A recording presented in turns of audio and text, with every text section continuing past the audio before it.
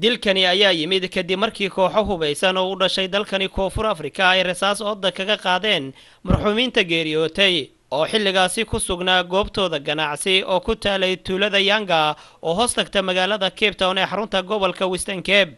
burcadani dilka geysatay ayaa la sheegay in ay qaateen wixii agab halkaasi yaalay kadibna ay isaga baxsadeen goobtaasi.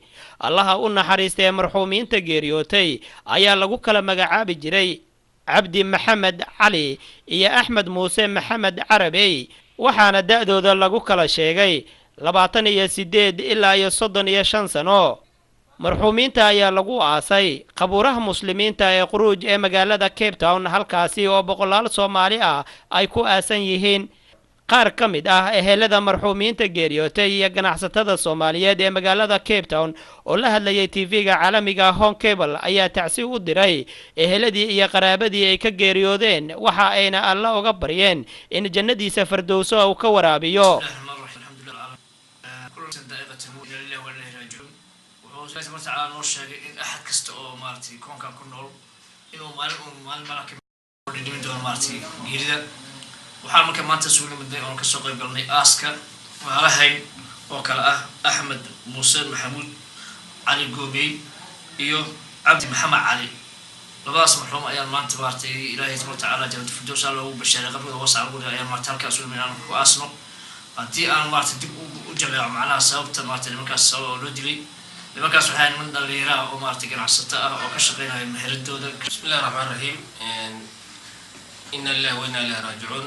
وحن هل كانوا تعسين يا دمان أمة الإسلام كجران الشعب الصومالي يكون آخر كفر أفريقيا.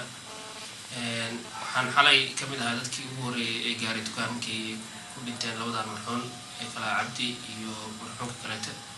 وحنا إن شاء الله تعالى إلى وبرينا إنه قبل الواسعيو يعني شيء إلهي ندمنا قاعد كذا هذا الشيء بالله السلام عليكم ورحمة الله وبركاته. si kastaba ha ahaatee dilkani ayaa ku soo beegmaya xilli maalmihii ugu dambeeyay ganacsatada Soomaaliyeed ee ku nool dalkani koonfur Afrika lala beegsanayay weeraro isugu jira dil, dhac, boob iyo dhaawac, kuwaasi oo inta badan ka dhacayay magaalooyinka Port Elizabeth, Johannesburg, Pretoria iyo magaalada xeebeedka Cape Town.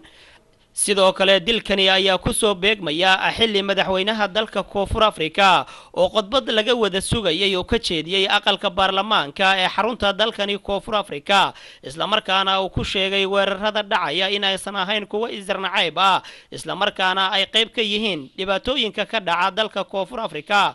waxa uu madaxweynaha sidoo kale sheegay in saxaafadda ay ka badbadisay dhibaatooyinka yar ee ka dhaca dalkani koonfur Afrika. xasan kaafi maxamed shire, Home Cable TV.